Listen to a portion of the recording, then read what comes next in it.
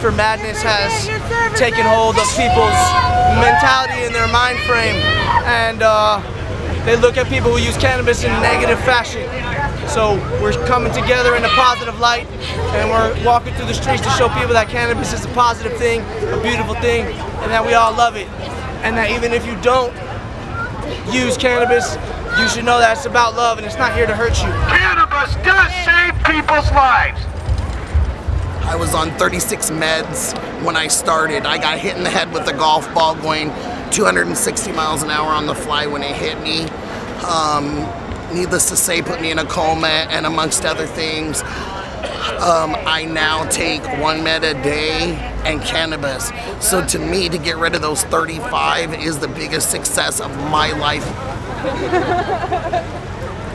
56% legalized marijuana. We exercise our legal rights. We call this medicine. 3 days without the oil and I'm back in the hospital. So it's just important that they start doing research so that other people with my illness can get, can find out about the oil and use it instead of getting several brain shunt surgeries that they don't need.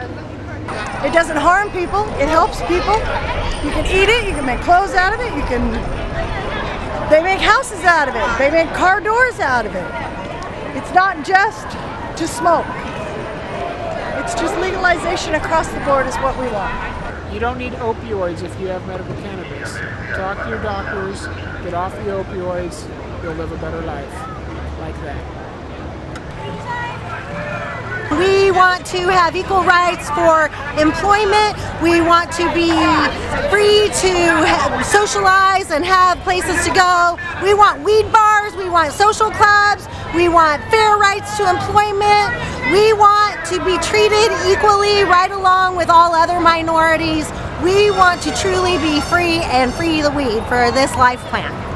We think that it is unconscionable that people are put in prisons and locked up in cages over a plant, a mere plant that is actually good to use as medicine. It's industrial, and it is environmentally sound to grow hemp and utilize it in all the ways that we can.